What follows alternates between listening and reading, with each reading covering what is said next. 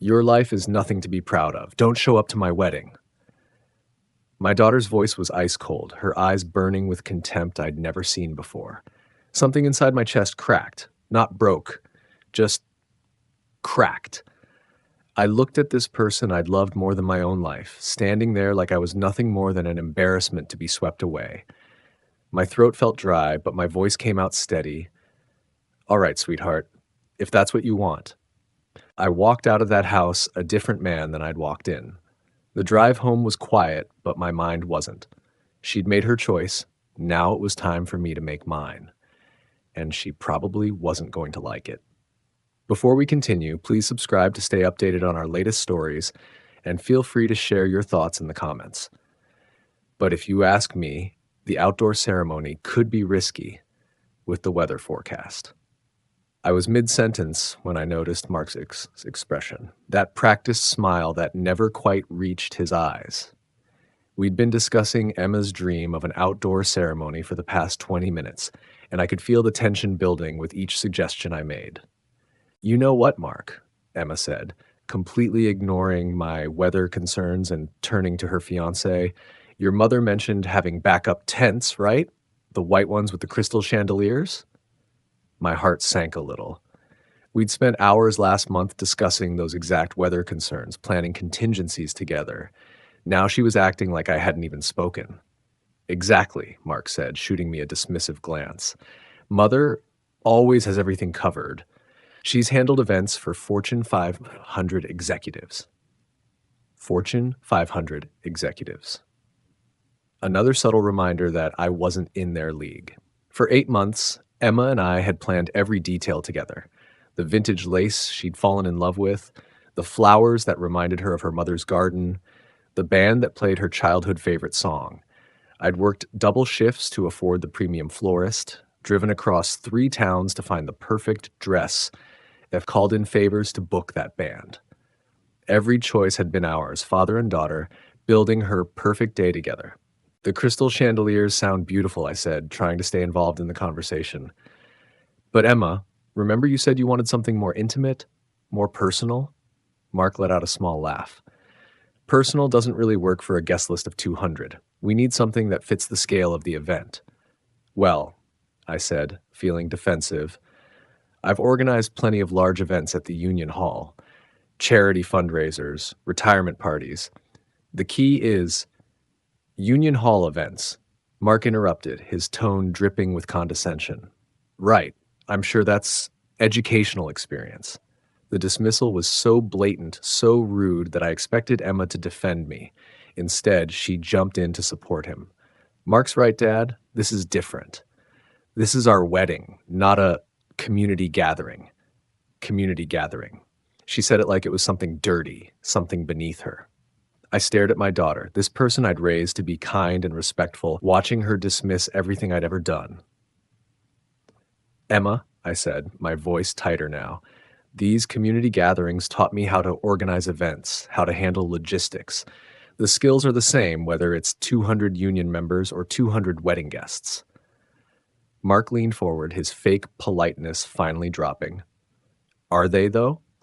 Because there's a difference between serving beer and sandwiches to factory workers and hosting a sophisticated wedding reception. That was it. The mask was off completely. I felt my face flush with anger. Excuse me, I said, standing up. Those factory workers are good, honest people, and I'm proud of the work I do for them. Emma immediately stepped between us, but instead of defending me, she turned to Mark with apologetic eyes. He doesn't mean anything by it, she said quickly. Dad, Mark didn't mean to offend you. But Mark very clearly had meant to offend me, and Emma was choosing to protect him instead of standing up for her father. Actually, Emma, Mark said, his voice cool and calculated, maybe we should be honest here. Your father needs to understand that this wedding is about our future, not his past. Emma nodded, and I watched something fundamental shift in her expression. The last trace of my little girl disappeared, replaced by someone I didn't recognize. Dad, we need to talk, she said, her voice taking on that same cold tone. About your role in all this. My role? I repeated, feeling the ground shift beneath me. Emma, I'm your father. She exchanged a glance with Mark, and I felt something cold settle in my stomach. This wasn't a spontaneous conversation. They'd planned this, rehearsed it, even. That's exactly the problem, Mark said, leaning back with the confidence of someone who held all the cards. You think being her father gives you unlimited authority over our wedding. I turned to Emma, waiting for her to correct him, to remind him that I wasn't trying to control anything. I was trying to help. But she just stood there, nodding along like a puppet. Dad, you have to understand, she began, her voice taking on that patronizing tone people use when they're about to destroy you. Mark and I have been talking, and we think you're too invested in this wedding. Too invested. I almost laughed at the absurdity. Of course I was invested. I'd poured my heart, soul, and bank account into making her dreams come true. Every weekend for 8 months, every conversation, every decision we'd made together. Emma, we planned this wedding together. Every detail, every choice. No, Dad. Her voice was sharp now, cutting. You planned it. You bulldozed over our preferences with your opinions and your stories about how things should be done. I felt the air leave my lungs. Bulldozed? I'd bent over backward to accommodate every wish, every whim. I'd said yes to everything, even when it meant selling my father's watch or working until midnight to afford it. Mark nodded approvingly. Emma's finally seeing the pattern. You use money as control. Dad, oh, sorry, can I call you that?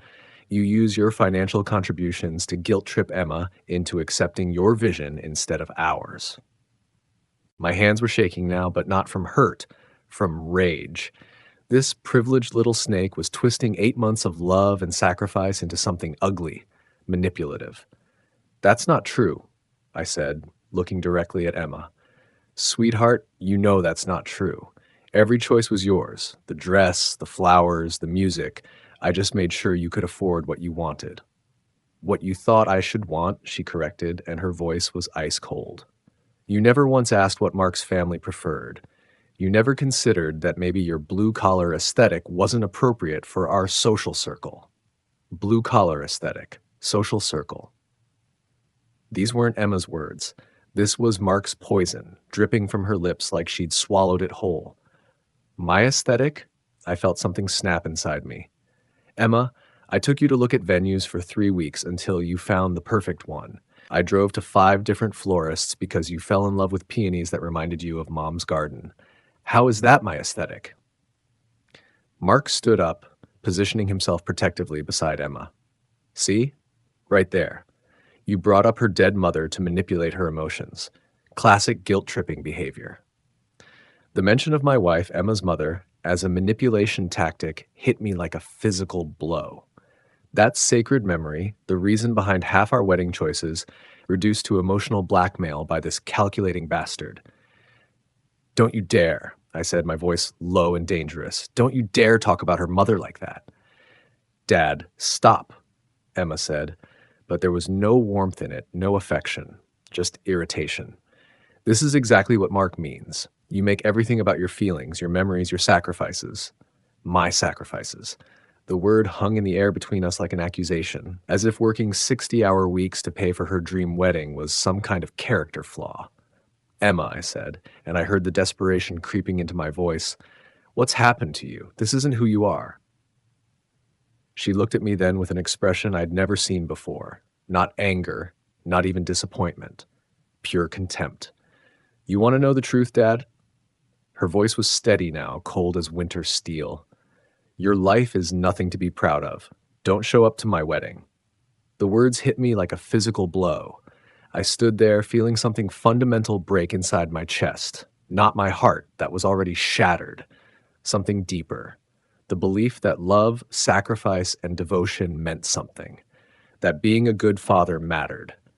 I looked at this person I'd raised, this stranger wearing my daughter's face, and felt a strange calm settle over me. All right, sweetheart, I said, my voice surprisingly steady. If that's what you want.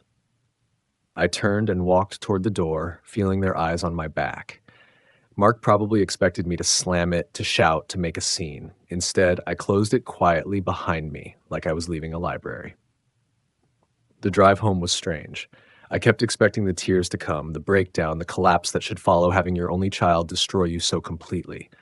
Instead, I felt empty, hollow, like someone had scooped out everything inside me and left just the shell. But as the miles passed, something else began to fill that emptiness. Not grief, something sharper, more focused. Emma had made her choice. She'd chosen Mark's version of reality over 24 years of love. She'd chosen social status over family loyalty. Fine. Let her live with the consequences. I thought about everything I'd done for this wedding. The 60-hour work weeks to afford the venue deposit, $15,000 for the Rosewood Gardens because Emma fell in love with their gazebo. The weekends I'd spent driving to specialty shops for her dress, $3,000 for vintage lace that looked exactly like Mom's in the old wedding photos. The overtime shifts to pay for the band she absolutely had to have, $4,000 because they played the song that reminded her of dancing with me at her cousin's wedding when she was 12. The florist, I'd called in a favor with my friend Tony, whose daughter worked there, got us the premium package for $8,000 instead of 12. The photographer, I'd worked construction on his house last summer, and he'd agreed to shoot the wedding for cost. The catering, Emma's favorite childhood restaurant where I'd taken her every birthday. The owner had given us a special rate because I'd helped rebuild their kitchen after the fire 2 years ago. Every vendor, every contract, every detail of her perfect day ran through my bank account. My connections, my relationships built over decades of being a decent, hardworking man. The same life she just told me was nothing to be proud of. My phone buzzed as I pulled into my driveway. A text from Emma, "Dad, I know today was hard, but I hope you understand. This is what's best for everyone." What's best for everyone. Not an apology, not even acknowledgement of the cruelty she'd just shown. Just a patronizing dismissal, like I was a child who needed to understand why the adults had made difficult decisions. I stared at that text for a long moment, then deleted it without responding. She wanted me out of her perfect day? She thought my life was nothing to be proud of? Fine. Let's see how proud she is of her wedding when it all comes crashing down. At home, I poured myself a coffee and opened my laptop at the kitchen table. The wedding planning folder sat beside me. 8 months of careful documentation. Emma always teased me about my spreadsheets, my meticulous record keeping. "Dad, you track everything like you're running a business." Well, sweetheart, turns out I was. I opened the Excel file labeled Emma's Wedding Final Costs and started going through it line by line. Venue, Rosewood Gardens. Total cost, $18,500. Deposit paid, $5,000. Balance due Thursday, $13,500. My credit card on file. I called them first. "Hi, this is Tom Mitchell. I need to cancel the wedding booking for August 23rd under Emma Mitchell." "Oh no, Mr. Mitchell, is everything all right?" "Change of plans. I understand I'll forfeit the deposit, but I want to cancel the remaining balance." Um, of course, sir. I'll process that immediately. I'm so sorry this didn't work out. $13,500 back in my account. Emma's perfect gazebo ceremony. Gone. Next, catering. Giuseppe's restaurant. Total $12,800. Paid in full last month because Giuseppe had given me the family discount, his way of thanking me for helping rebuild after the fire. I called Giuseppe directly. "Tom, how are the wedding preparations going?"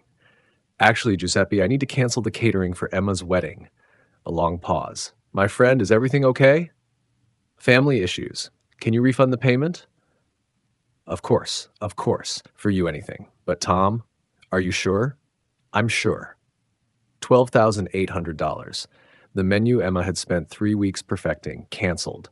Flowers, Bella Vista Florists. $6,200 for the premium package Tony's daughter had arranged. Another favor called in, another relationship leveraged for Emma's happiness. I made the call. "We can cancel, Mr. Mitchell, but the peonies were special ordered from Oregon. The best we can do is a 60% refund." "That's fine." $3,720 back. The flowers that reminded Emma of her mother's garden, the ones Mark had dismissed as rustic, returned to the void. Jake Thompson, $2,800. I'd rebuilt his entire kitchen last summer, and he'd agreed to shoot the wedding at cost as a favor. This call hurt more than the others. Tom, what's wrong? I need to cancel Emma's wedding photography, Jake. Jesus, what happened? She decided her old man's not good enough for her special day. A string of expletives from Jake. That's bullshit, Tom. You want me to call her and no, just cancel it, please. You know I can't give you the money back. I've already blocked out the whole weekend, turned down other jobs. I understand. Thanks anyway, Jake. That was fine. Jake was a good man who'd been caught in the crossfire. Band the Riverside Boys, 4,500. They played the song Emma and I had danced to at her cousin's wedding, back when I was still someone she could be proud of. This cancellation felt like deleting that memory entirely. Sure thing, Mr. Mitchell, with 2 weeks' notice, we can refund 75% after expenses. $3,375 back. The music for their first dance, silenced. Wedding dress, $3,400 from Elegant Beginnings. Emma had fallen in love with it the moment she put it on. Dad, it looks just like Mom's in the old photos. I'd paid in full that same day, watching her tear up in the mirror. Now I called the boutique. The dress has been altered to the bride's measurements, Mr. Mitchell. Store policy says no returns on altered gowns. I understand. Can I at least pick it up? Of course. It's paid for. I'd drive over tomorrow and collect it. Maybe I'd donate it, or maybe I'd just keep it as a reminder of what love and devotion were worth to my daughter. The smaller vendors came next. Wedding cake, $1,800 from Sweet Dreams Bakery. Canceled, 50% refund. Wedding favors, $800. Emma had insisted on handmade chocolates from a local artisan. Canceled, full refund since they hadn't started production. Transportation, $600 for the vintage Rolls-Royce she'd wanted to arrive in. Canceled, full refund. As I worked through the list, making call after call, I felt something I hadn't expected.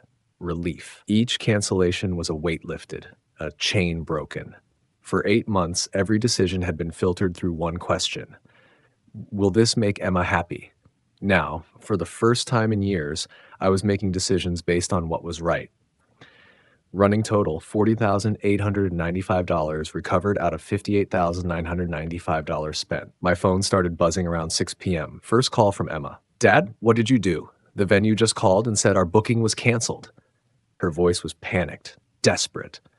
Good. I did what you asked, sweetheart. I stepped back from your wedding. That's not what I meant, and you know it. You can't just cancel everything.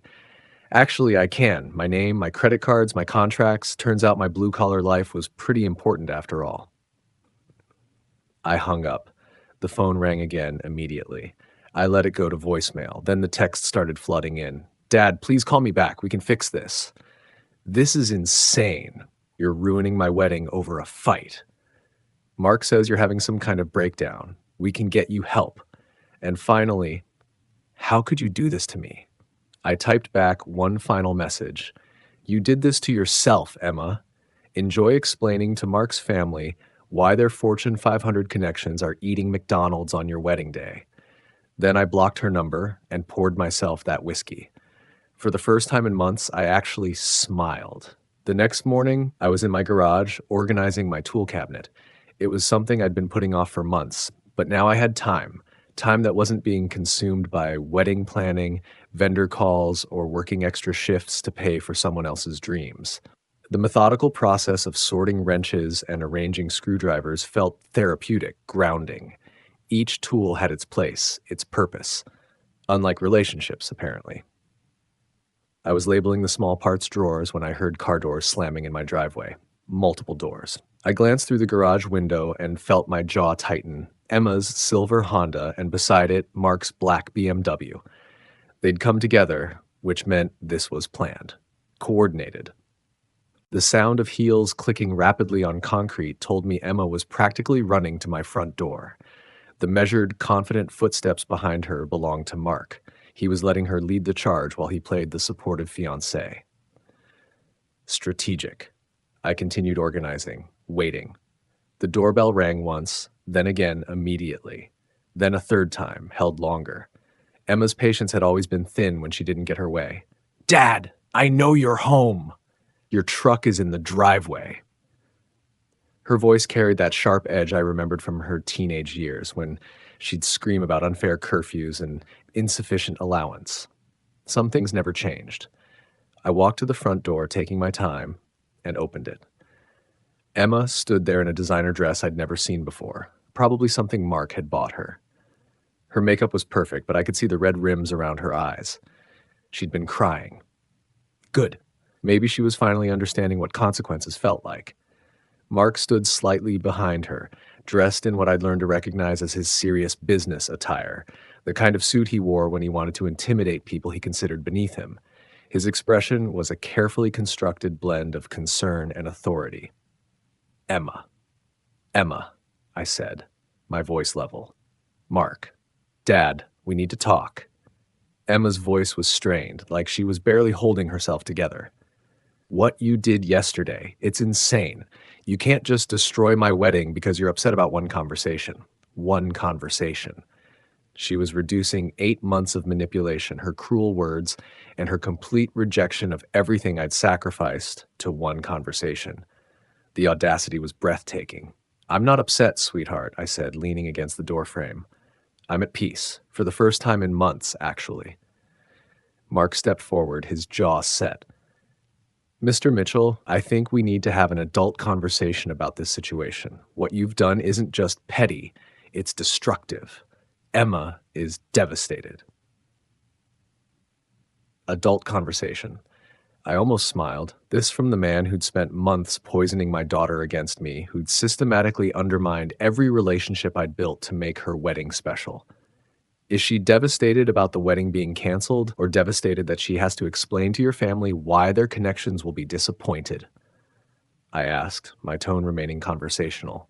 Emma's face flushed red. That's not what this is about, and you know it. Isn't it? I stepped aside and gestured for them to come in. Please, come in. Let's have this adult conversation Mark wants.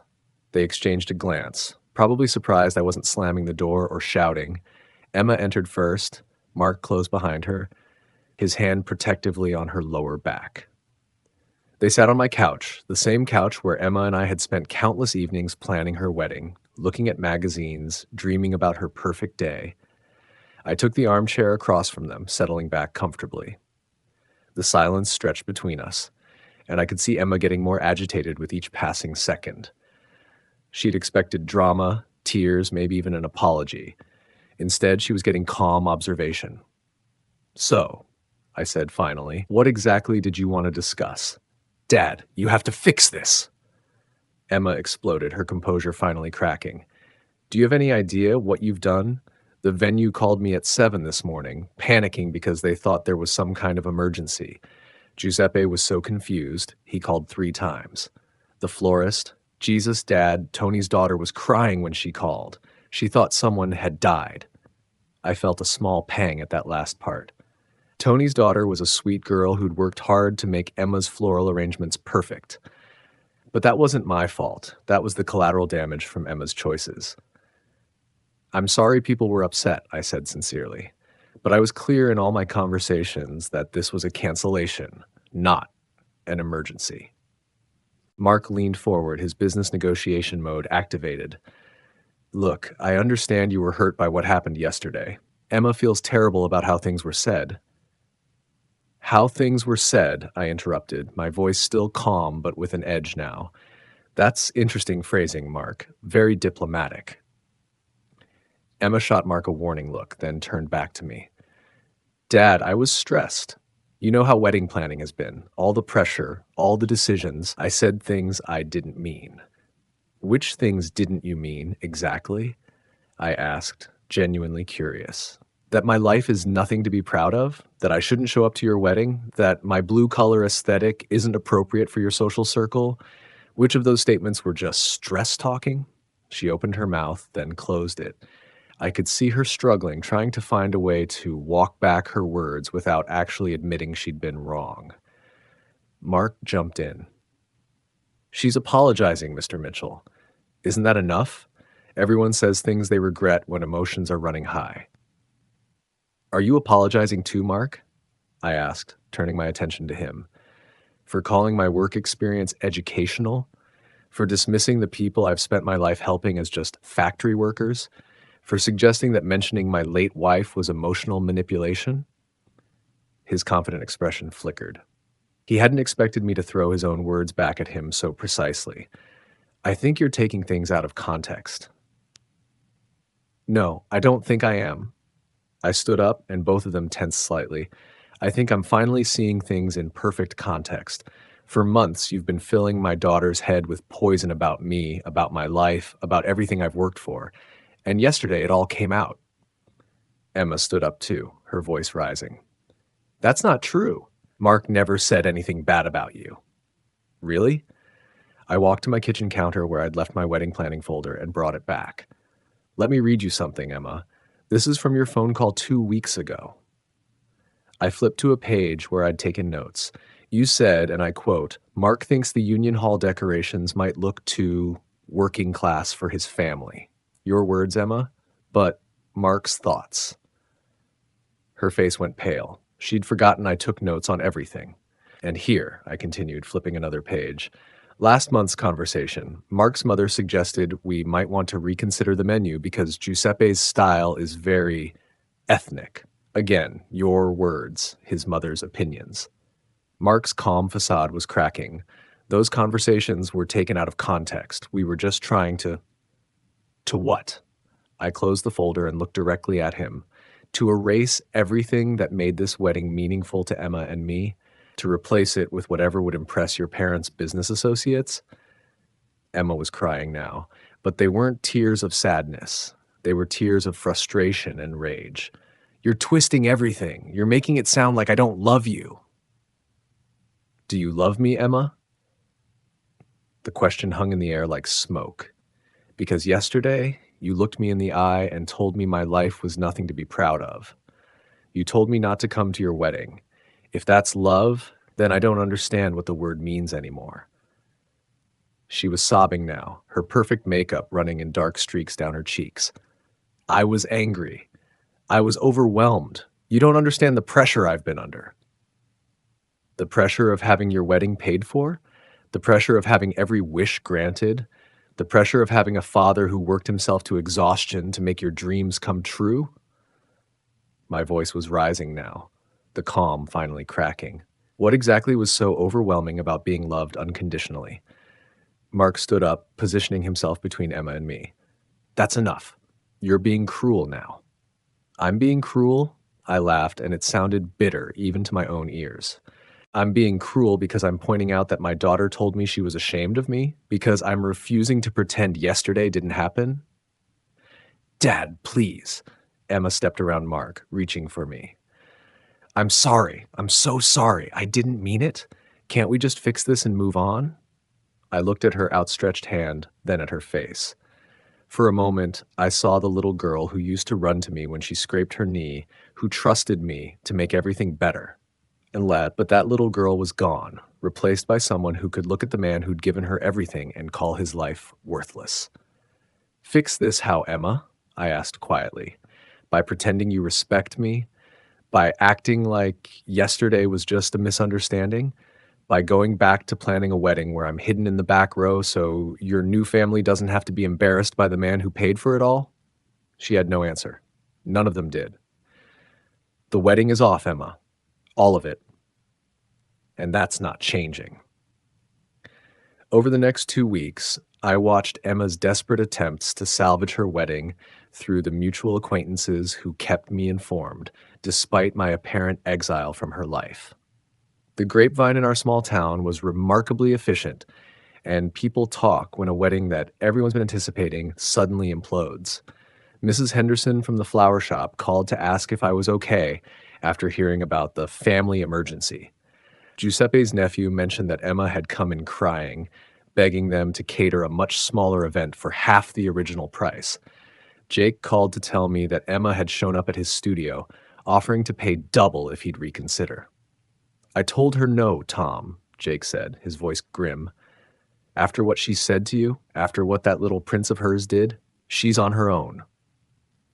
The most telling detail came from Tony, whose daughter had handled the flowers. She came back 3 times, he told me over beer at Murphy's bar. each time more desperate, first offering to pay full price for whatever flowers they had available, then begging for a payment plan, finally asking if they'd do anything, anything at all, for $200. $200 for flowers that had originally cost 6,000. The mathematics of humiliation calculated in real time. My phone buzzed constantly with calls from Emma, dozens of them that I let go to voicemail. The messages started angry, evolved to pleading, and finally settled into a kind of hollow desperation. Dad, please, I know I hurt you, but this is my wedding day. It's supposed to be the happiest day of my life. The Riverdale Community Center is the only place we could book on short notice. It's not what I dreamed of, but maybe that's okay. Maybe simpler is better. Mark's parents are flying in tomorrow. They don't know about what happened. Please don't do this to me in front of them. That last message almost made me laugh. Even now, even in her desperation, it wasn't about reconciling with me. It was about avoiding embarrassment in front of Mark's family. The morning of what should have been her perfect day, I put on my best suit, the one I'd planned to wear to walk her down the aisle, and drove to the Riverdale Community Center. The contrast was stark and immediate. Instead of the manicured gardens of Rosewood, guests were arriving at a squat brick building wedged between a laundromat and a tax preparation office. The parking lot was cracked asphalt with weeds pushing through, and someone had forgotten to clean up the cigarette butts around the entrance. I parked across the street and watched the circus unfold. Mark's parents arrived first, stepping out of a gleaming Mercedes and looking around with barely concealed horror. His father, a tall, silver-haired man in an expensive suit, said something to his wife that made her clutch her pearls, literally. She was scanning the neighborhood like she expected to be mugged at any moment. The other guests trickled in slowly, and I could read their confusion in their body language. These were people who'd received elegant invitations promising a garden ceremony at Rosewood Gardens, followed by dinner and dancing. Instead, they were walking into what looked like a venue for high school reunions and church bake sales. Emma arrived 20 minutes before the ceremony in a pickup truck driven by her cousin Lisa. Not the vintage Rolls-Royce she dreamed of. Apparently, her backup transportation budget couldn't stretch that far. She climbed out wearing the dress I'd paid for, but something was wrong with it. The hem looked uneven, hastily altered. She must have had to adjust it herself when the seamstress canceled along with everything else. I waited until the ceremony was supposed to start, then walked across the street. The community center's main room had been decorated with what appeared to be grocery store flowers and white streamers that looked like they'd been purchased at a dollar store. Folding chairs were arranged in uneven rows, and I could see gaps where people who'd RSVP'd had simply decided not to show up rather than attend this makeshift affair. Mark stood at the front in a rented tux. I could tell by the way it didn't quite fit his shoulders. Beside him was a man I didn't recognize, probably some friend playing efficient since their original minister had been part of the package deal with the venue I'd canceled.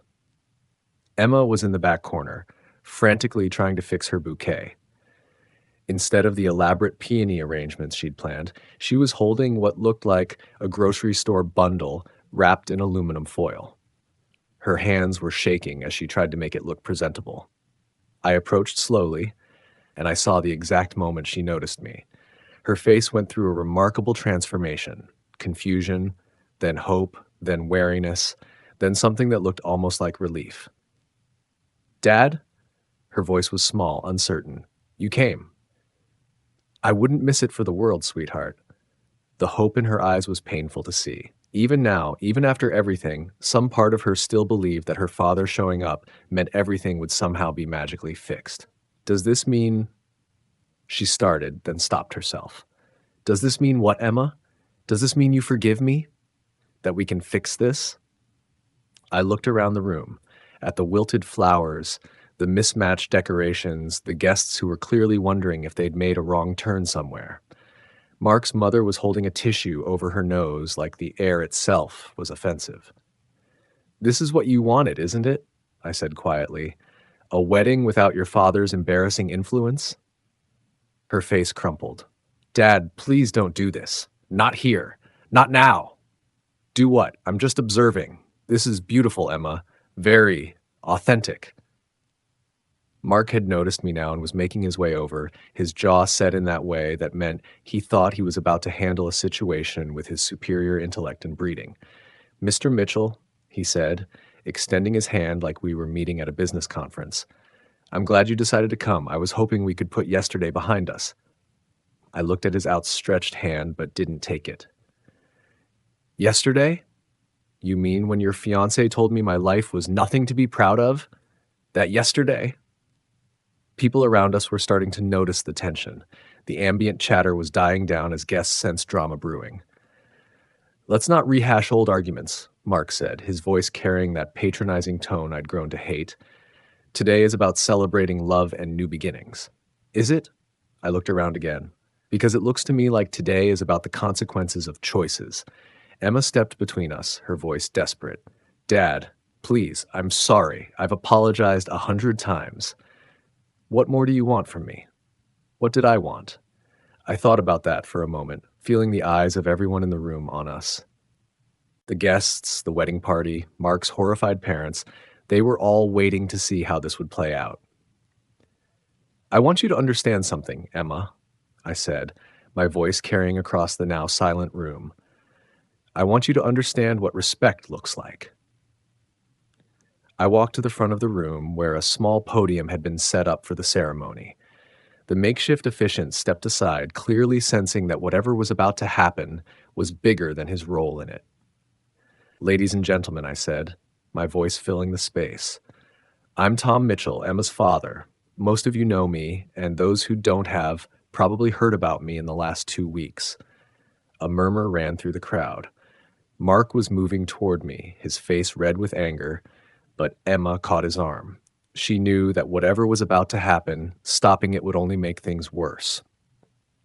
2 weeks ago, my daughter and I had a conversation about this wedding, about my role in it, about my life, and whether it was something to be proud of. I paused, letting that sink in. She told me that it wasn't. She told me not to show up today. The silence was absolute now. I could see Mark's parents exchanging horrified glances. This was exactly the kind of scene they'd probably feared when they learned their son was marrying beneath his social station. But here's the thing about fathers, I continued. We show up anyway, even when we're not wanted, even when we're told our lives are nothing to be proud of. We show up because that's what love looks like. Emma was crying now, her carefully applied makeup running down her cheeks. Mark was whispering urgently in her ear, probably telling her to shut this down, but she just stood there, frozen. For 8 months, I poured everything I had into making this day perfect for my daughter. $60,000, countless hours, relationships built over decades, all of it dedicated to her happiness. The venue you're not sitting in today, I paid for it. The flowers that aren't decorating this room, I bought them. The photographer who isn't capturing these memories, I hired him. I gestured around the community center. This is what happens when you decide your father's love isn't good enough. When you choose embarrassment over gratitude. When you let someone else convince you that the man who raised you is somehow beneath you. Mark finally broke free from Emma and strode toward me. That's enough. You're ruining her wedding day. No, son, I said, my voice steady and calm. She ruined it herself 2 weeks ago. I'm just here to witness the consequences. You're a bitter old man who can't accept that his daughter has grown up and moved on. The words hung in the air like a challenge. I looked at this young man who'd spent months systematically destroying my relationship with my daughter, who'd poisoned her against everything I'd worked for, who'd convinced her that my love was somehow a form of control. You're right about one thing, Mark, I said.